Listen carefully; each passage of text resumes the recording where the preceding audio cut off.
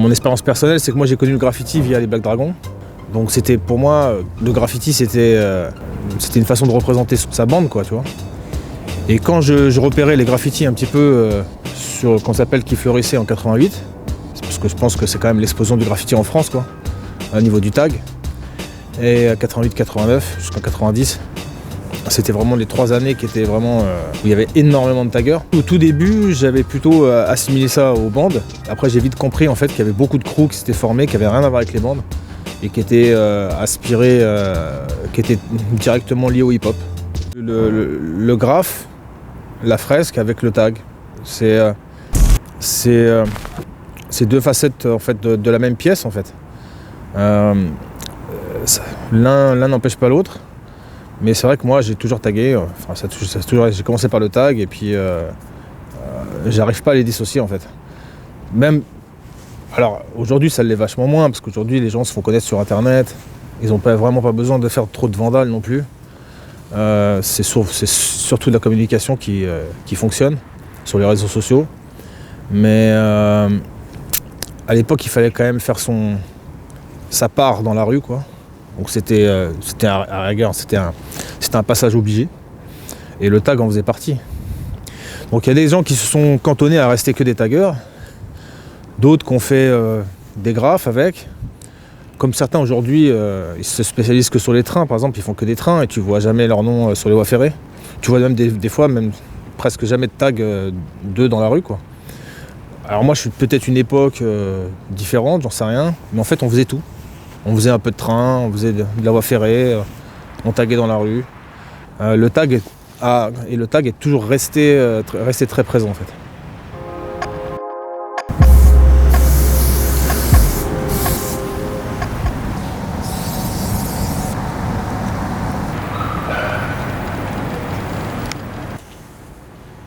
Quand j'étais petit, je voyais des inscriptions dans la rue, je voyais marqué le loto est truqué, machin. Bon, quelque part c'était du graffiti. Même si c'était pas lié au hip-hop, c'est pas lié à notre mouvement, mais il y avait un message politique.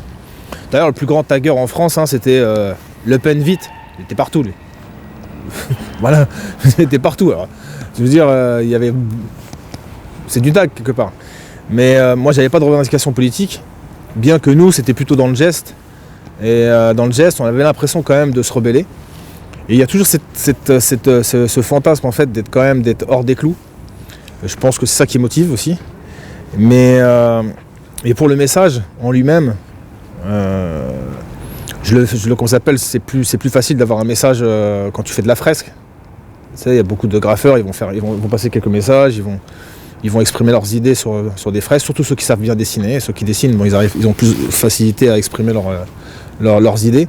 Mais c'est vrai que le tagger en lui-même, il marque son nom. Donc il n'y a pas de revendication flagrante en fait. C'est plus dans le geste.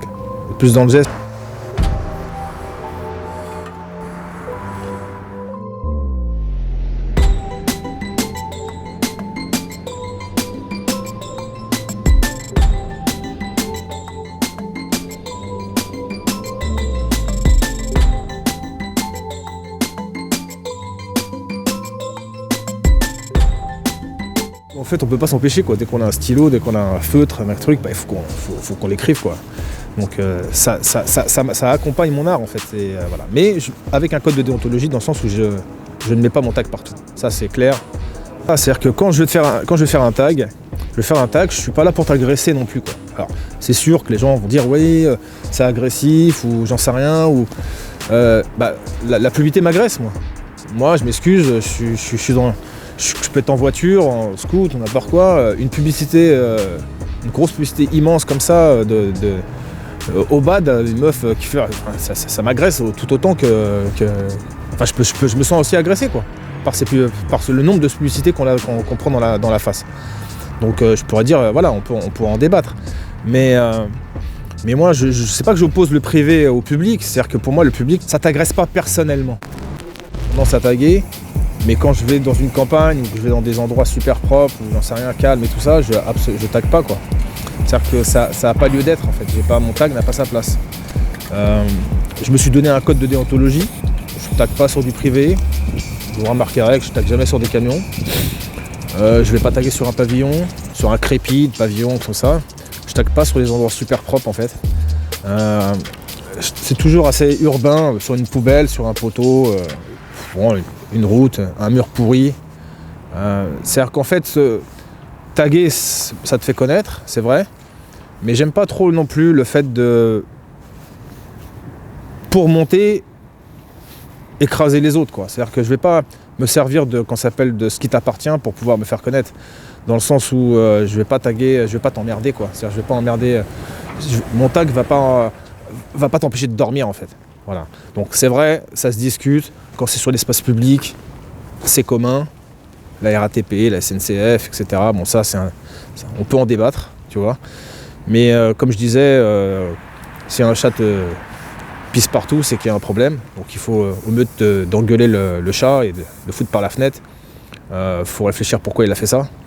Et je pense que depuis qu'on est petit, on l'a bien senti un mal-être dans les cités, un mal-être, voilà. Et le tag, ça a été quand même un échappatoire pour beaucoup de monde. Alors maintenant, c'est plus mon cas. Enfin, c'est plus mon cas, si, je suis encore plus révolté que quand j'avais 17 ans. Ou 16-17 ans. Parce que maintenant, je comprends pourquoi je suis révolté. Avant, je comprenais pas. Je comprenais pas forcément. Mais c'est vrai que le tag, écoute, j'ai grandi avec. Donc du coup, ça reste un quotidien. C'est-à-dire que je peux pas... C'est pour ça que j'ai dit au début, c'est peut-être une maladie mentale. Parce qu'en fait, on peut pas s'empêcher, quoi. Dès qu'on a un stylo, dès qu'on a un feutre, un truc, il faut qu'on l'écrive, quoi. Donc ça accompagne mon art, en fait. Voilà. Mais avec un code de déontologie, dans le sens où je ne mets pas mon tag partout.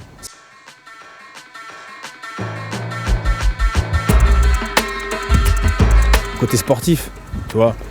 Il y a le côté aventure, il y a le côté sportif, je pense. Le côté, voilà, je suis passé par là. Je pense que ça a toujours existé. Il y a des gens, ils ont toujours fait des graffitis, même sur les arbres, ils ont dit pour marquer leur passage. Après, il y a aussi un problème, il y a aussi un côté de sorte de communication. C'est un microcosme en fait.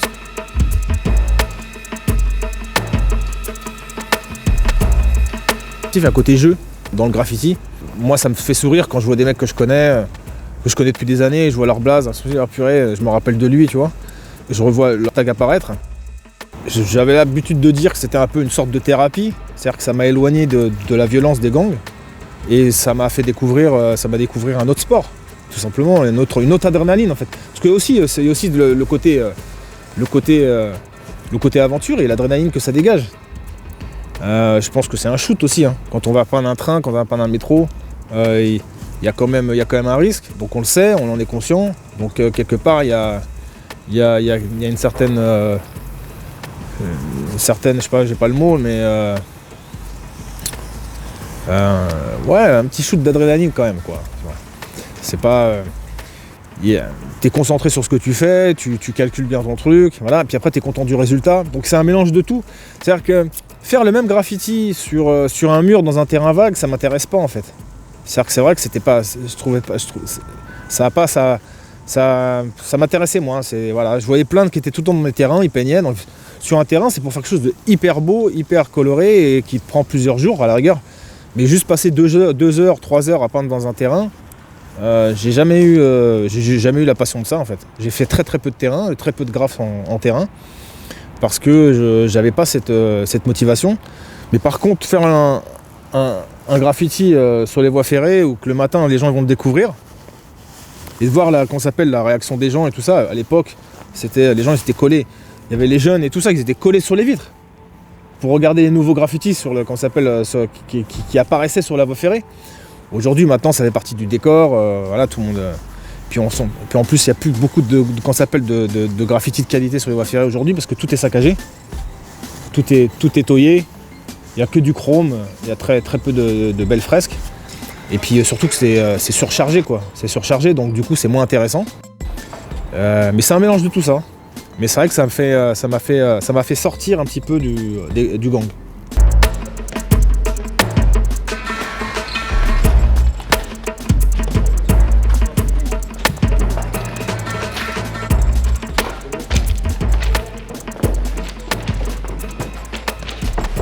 Quand j'ai commencé le graffiti, j'ai commencé comme tout le monde des lettres très simples, mais j'ai vite été dans le lifestyle. J'étais aussi influencé par ce que je voyais autour de moi, donc même après ce que je voyais dans Spray Canard par exemple. Donc en fait j'ai tout de suite voulu faire des choses assez compliquées. Ensuite j'ai commencé à comprendre qu'en fait le Y-Style c'était un style qui pouvait être... c'est à double tranchant en fait. Un bon Y-Style pour moi c'était quand même... Il fallait quand même que la lettre existe. Et c'est vrai que souvent je voyais des Y-Style qui étaient assez beaux dans l'ensemble, mais dès que tu décortiquais un petit peu la structure de la lettre, en fait la lettre elle avait ni queue ni tête. Et elle était même à la rigueur, si tu isolais la lettre de toutes les fleuritures qu'il y a autour, tous les espèces de passe-passe, les flèches et tout ça, bah, tu voyais une lettre qui était bof en fait, qui était pas terrible. Donc au début, j'étais j'étais comme ça en fait. J'avais qu'on s'appelle une vue d'ensemble qui me plaisait, mais après la lettre, je la trouvais pas terrible.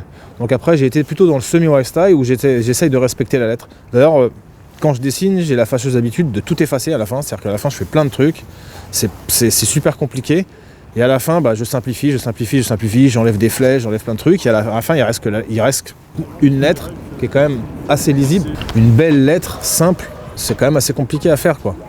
Maintenant, par contre, quand on est dans la simplicité, on a du mal à innover, c'est-à-dire que tout a été fait. La typographie, machin, une lettre simple, c'est une lettre simple. Maintenant, elle est difficile à faire en graffiti, à apporter un style qui pète quoi. Quand tu vois la lettre, elle est équilibrée, elle est belle, elle est pure. T'as pas envie d'y rajouter quoi que ce soit, mais après t'as vite fait le tour. Donc forcément, on a envie d'aller plus loin dans notre travail. Et après, ça se transforme en wide. La plupart des gens ils font de la 3D maintenant. La 3D c'est intéressant aussi, tu vois. C'est pas vraiment mon époque. J'en ai fait un peu, mais sans plus. Je mets de la 3D dans mes lettres, mais c'est pas de la vraie 3D. Mais c'est vrai que j'essaie quand même tout le temps de me cantonner à faire des belles lettres. Enfin, belles lettres, je suppose, tu vois. Mais j'ai pas vraiment un style bien défini. Je peux passer du simple au compliqué, à des trucs presque à la rigueur, un peu freestyle, tu vois. Tu connais mon style, tu vas me dire, voilà, tu vas lire les lettres S, H, U, C, K. Un novice, peut-être il va pas les lire tout de suite, il va me demander, il va me dire ouais je vois pas, mais en réalité la lettre est présente quoi, elle est tout le temps présente dans mon travail. Elle est toujours présente quand je parle. Quand je dis ça, on s'est compris, hein. Présente dans le sens où elle est, si je te la fais montrer, tu arrives à la lire et tu la vois et la lettre elle a tout de même une esthétique. C'est-à-dire qu'elle est pas, c'est pas que des fleuritures en fait.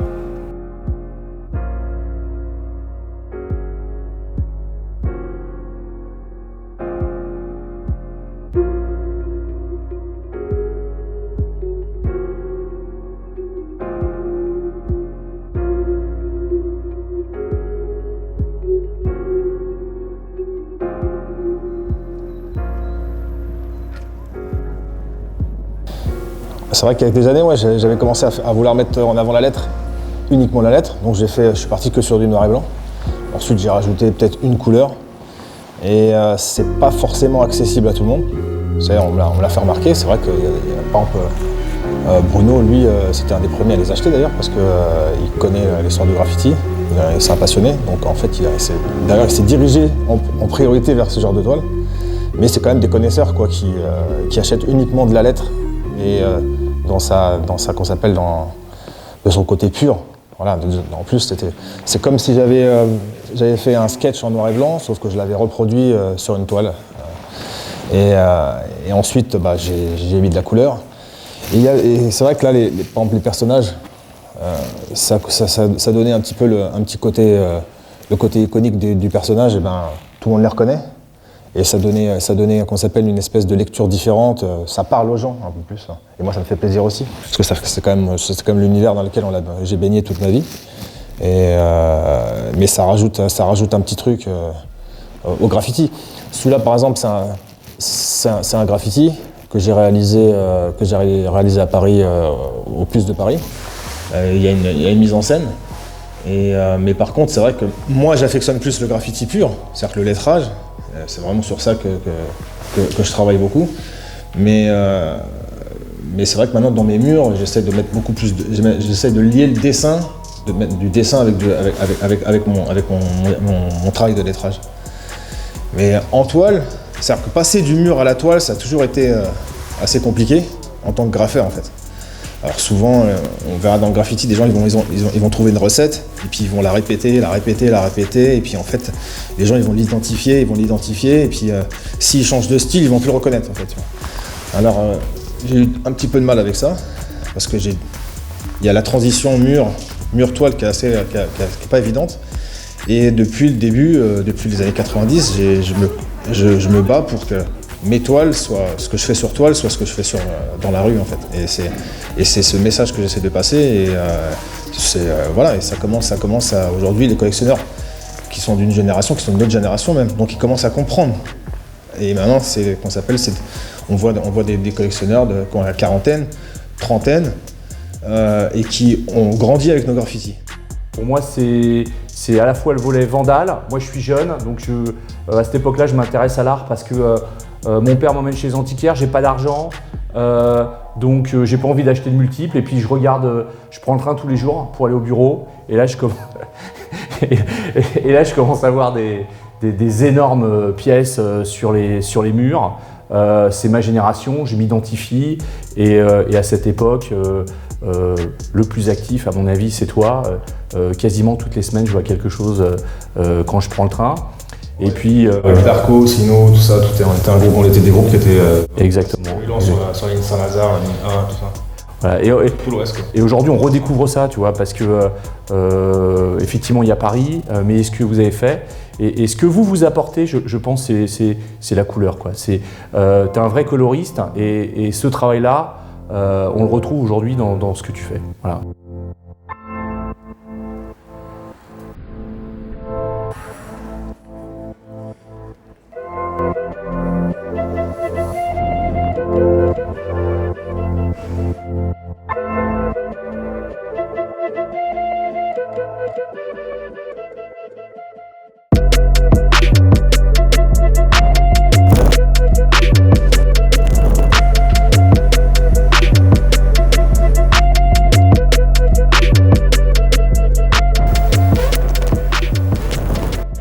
RCN. Le son de la différence.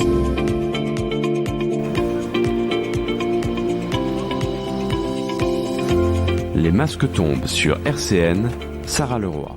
Bienvenue chers auditeurs et chères auditrices dans votre émission du 13h en ce début de semaine pour bien la commencer dans les masques tombent. J'espère que vous allez bien et comme d'habitude pour retrouver l'interview, pouvez vous rendre sur notre page RCN en podcast ou sur notre page YouTube également. Et aujourd'hui dans les masques tombent, je reçois l'artiste Chuck Too, grand amateur de graffiti dans le métier qui expose en ce moment à la galerie Gosselin-Kunst située place de la Carrière. Salut, bienvenue, comment tu vas ?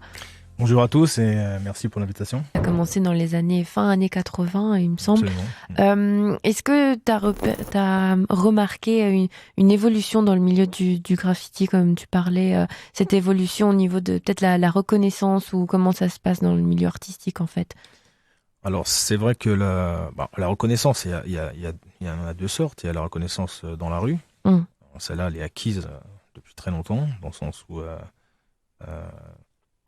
on l'est reconnu et connu par nos pairs et puis par les gens de ce mouvement. Ensuite, il y a une reconnaissance institutionnelle, on pourrait dire ça, je pense, ou même des autres mouvements artistiques comme l'art contemporain. Non, là, il y a un plafond de verre qu'on a du mal à briser. Peut-être qu'ils nous considèrent comme une sous-culture, voilà. Mais